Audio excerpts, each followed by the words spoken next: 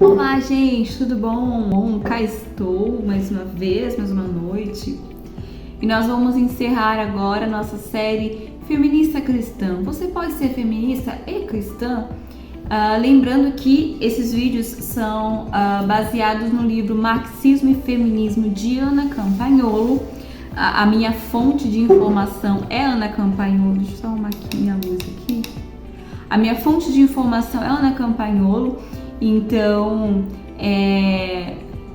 como eu falei no primeiro vídeo, né, eu aconselho você a comprar o e-book se você puder. É R$5, muito baratinho. Ou então, se você é assinante da Brasil Paralelo, você não precisa ler. Esse livro, na verdade, é uma forma escrita de uma série de vídeos que ela faz um curso, né? Que ela faz lá pro Brasil Paralelo. São 5 vídeos, videoaulas, onde ela explica ali sobre o movimento feminista.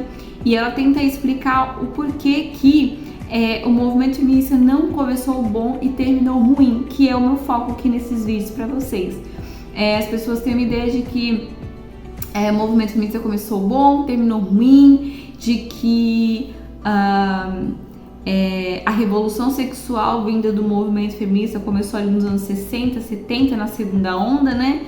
E Ana Campagnolo, no livro, ela prova que não, que ele sempre começou ruim, sempre foi ruim, sempre foram pessoas ateístas com uma ideia de revolução sexual, né, com uma ideia antibíblica, né, e esse também é meu foco para vocês. Lembrando também, eu não vou falar da segunda nem da terceira onda, porque eu acho que já tem bastante coisa aqui na internet sobre, bastante pessoas falando sobre, e mais uma vez a minha fonte de informação é Ana Campagnolo. Então, muito melhor do que eu falando aqui pra vocês, é vocês ver os vídeos de Ana Campagnolo, né? Ela é uma professora de história, que tem uma retórica muito melhor que a minha, que pode explicar até um pouco mais pra você. Então, caso você queira saber um pouco mais sobre a segunda, terceira onda, já tem bastante informação. Brasil Paralelo é uma ótima opção para você que quer aprender um pouco mais sobre tanto a revolução do movimento feminista quanto a ideia do marxismo, do comunismo, que são ideias ali que andam juntas, né? E aqui a gente vai encerrar nossa série, novamente, apenas a primeira onda. E já falei para vocês sobre o proto-feminismo, né? Se não ficou muito claro, né, explicando aqui agora. O segundo vídeo eu falei um pouco mais sobre Mary Wollstonecraft, que era uma inglesa, né, junto ali com alguns revolucionários, como o seu marido, né, William Godwin, como seu genro, Shelley, né, e eles são líderes do proto-feminismo. Então o feminismo começou mesmo em 1848, mas o proto-feminismo, que seria um protótipo, né, um início do início ali, foi ali meados de 1700 e pouco, ali na Revolução Francesa, e permeando um pouco das ideias revolucionárias de Mary Wollstonecraft e William Godwin. E no segundo vídeo eu falo um pouco sobre eles. Nós já falamos também sobre Elizabeth Stanton, a líder do movimento sufragista nos Estados Unidos, que foi quando começou mesmo ali em 1848, com direito ao voto. Falei um pouco também que começou na Igreja Metodista, então se você quiser saber um pouco mais de como começou a Igreja Metodista, tem uma série de vídeos aqui também falando da bibliografia de Susan Wesley, não uma série, né, são 2 vídeos, falando ali sobre a bibliografia de Susan Wesley, como a Igreja Metodista começou e o que eu acho, né, falando ali sobre a história de Susan Wesley, algumas coisas que a gente pode aprender e levar para nossa vida, outras coisas que a gente deve rejeitar, né, pensando na ideia de liderança eclesiástica, né, de mulheres exercendo a liderança na igreja, que é uma coisa que até pouco tempo atrás não era muito comum, mas nós temos visto muito de uns tempos para cá, creio eu, com o advento do movimento feminista. E lá na Igreja Metodista nós já tínhamos também uma sementinha dessa ideologia antibíblica, né? Então eu tô aqui fazendo um resumão do que eu já falei até agora. Então, se você quiser saber melhor, volta em alguns vídeos, veja lá desde o primeiro vídeo, onde eu falei também sobre Alexandra Kollontai, Revolução Russa, e o comunismo de Engels e Karl Marx. Então aqui a gente vai, nessa última série, vamos falar sobre Margaret Sanger, a primeira abortista do movimento feminista. E é interessante a gente pensar que, mais uma vez, nós estamos falando da primeira onda. Não estamos falando nem de segunda, nem de terceira, ali na revolução sexual dos anos 80, ali no movimento hippie. Estamos falando ainda da primeira onda. Então, se você pensa que você pode ser cristã e feminista ao mesmo tempo, que o feminismo começou bom, mas depois foi ficando ruim, preste bem atenção no que eu vou te dizer. Não começou bom e foi ficando ruim, sempre foi ruim. Então eu tô aqui com os meus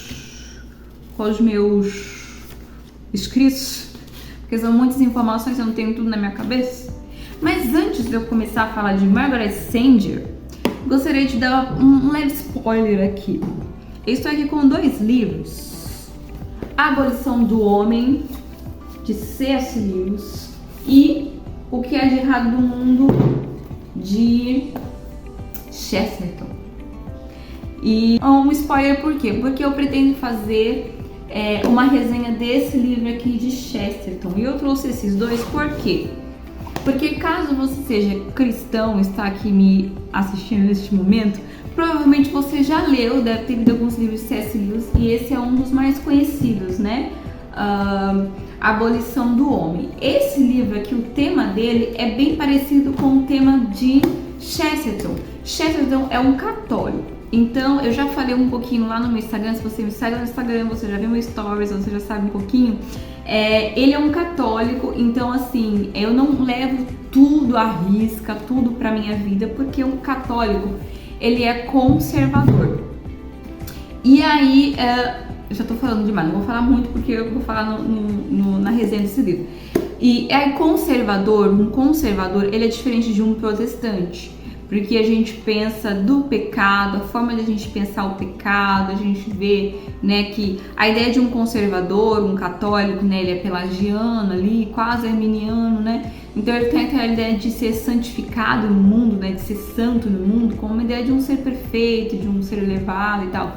E um cristão já não pensa assim. Nós somos salvos por graça, pela fé em Jesus Cristo, nós estamos sendo transformados de glória em glória, dia a dia, a semelhança de Jesus, mas nós não chegamos à perfeição nessa vida, nesse mundo. Por isso que, ao ler sobre católicos ou conservadores, né, já falei um pouquinho no Instagram também, que tem uma ideia de que as pessoas estão trazendo hoje em dia, que não é necessariamente cristã nem protestante, né, a ideia conservadora e tudo mais, a gente tem que entender até onde a Bíblia fala, ou quando começa a virar pautas políticas, né? Então falando sobre Chesterton, eu vou falar um pouquinho no próximo vídeo. Eu estou fazendo esse spoiler por quê? Porque Chesterton, assim como C.S. Lewis, eles explicavam um pouco sobre o que o movimento feminista iria causar nos homens a longo prazo. Então, o livro de Chesterton foi escrito em 1910, esse aqui, O que há de errado no mundo. Ele já tinha acontecido ali o sufrágio feminino, né? O sufrágio feminino a gente já estudou, aconteceu ali em 1848. E C.S. Lewis, ele participa da Segunda Guerra Mundial, então ele veio um pouquinho depois de Chesterton, né? E eles falam sobre o que aconteceria com o homem caso o movimento feminista tivesse sucesso, e nós já estamos colhendo o fruto disso. Então a gente tem aí a questão do homem fluido, né, o homem mais afeminado, um homem que nasceu no corpo de uma mulher que nasceu no corpo de homem, essas coisas. Eu sou transmasculina, mas a minha identidade de gênero é... Só que eu sou uma pessoa de gênero fluido também.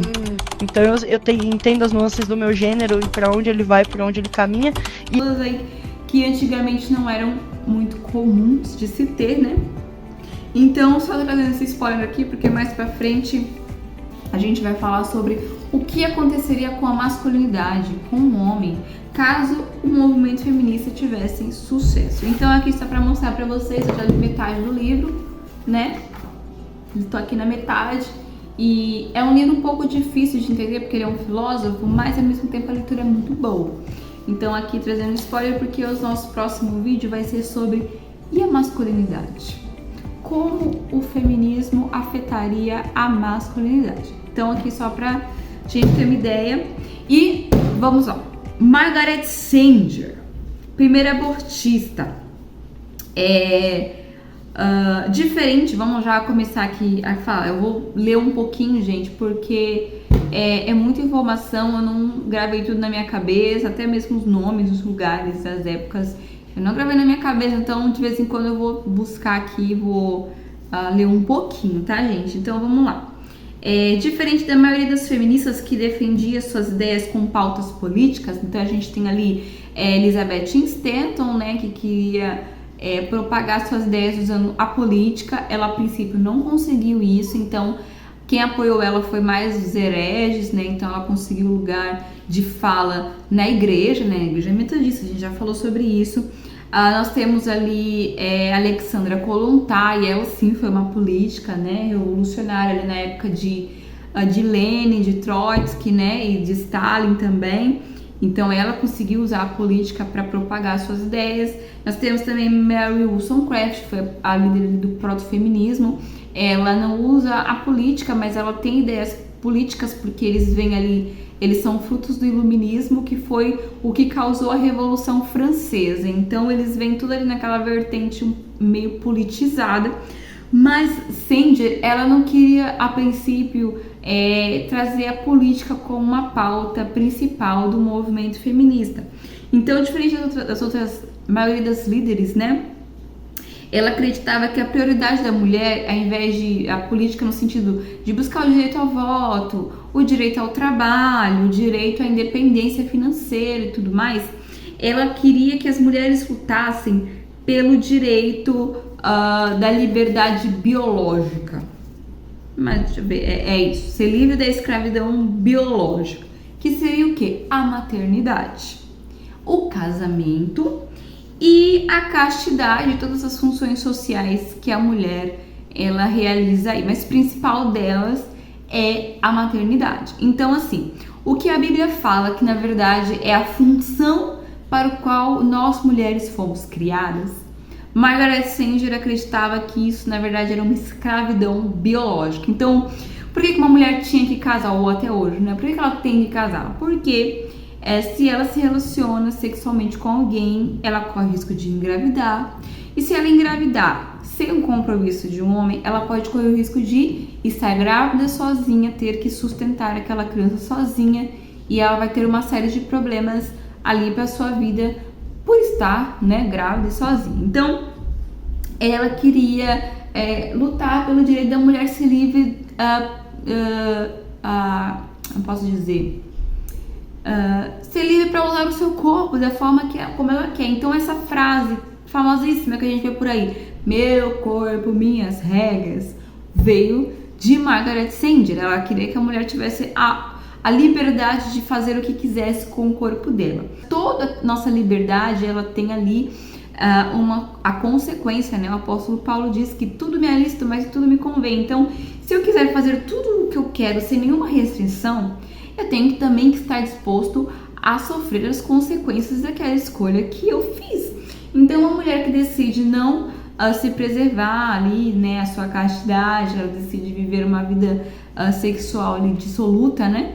Ela tem que estar disposta a talvez engravidar, uma gravidez indesejada, talvez sustentar a sua criança sozinha. Nós estudamos aí sobre Mary Wollstonecraft, e ela, quando ela se relaciona com o Gilbert, né, ela engravida de Gilbert e ela se vê grávida sozinha, ela tenta até mesmo suicídio como uma forma de fugir dali daquele momento difícil que ela estava vivendo, porque ela se encontra grávida e sozinha. Então, se você quiser fazer o que você quer, você está livre para fazer o que você quer. Porém, você tem que estar disposto a sofrer a consequência dos seus atos, né? Então, o que acontece? Cindy, ela era uma enfermeira. Sendo ela uma enfermeira, então ela é ali uma das primeiras ou principais, né? A primeira, não exatamente, porque existiam métodos, já estavam começando a existir métodos contraceptivos um pouco antes de Sanger, mas ela é uma das principais mulheres ali, que os métodos contraceptivos, né, aquilo que a gente entende hoje em dia como pílula, DIU, todas essas coisas para impedir a contracepção, veio ali através de Margaret Sanger. A princípio, eu não acho isso totalmente errado, né? Existem algumas religiões, até mesmo o catolicismo, né, que vê como algo errado, né? Você ali se proteger para não ter uma gravidez indesejada. A princípio, talvez não seja, né? A gente tem ali muitos casos, principalmente no Nordeste, né? Alguns anos atrás, de famílias que tinham muitos filhos e por não ter condições de cuidar desses filhos, esses filhos eram meio que vendidos ou doados para famílias, né, com uma condição melhor, porque a família não tinha como cuidar, por, né, tá sempre tendo filhos ali sem nenhuma contracepção. Não sei, eu posso estar errada, mas a princípio eu não acho errado. O problema aqui de Sanger era o quê? Ela não apenas defendia a contracepção, mas ela era abortista também. Because at 22, I was told that it wouldn't hurt. I was told that I would be okay. I was told that it would fix what was broken, which was a baby that I did not have time, money, resources, or emotional stability for.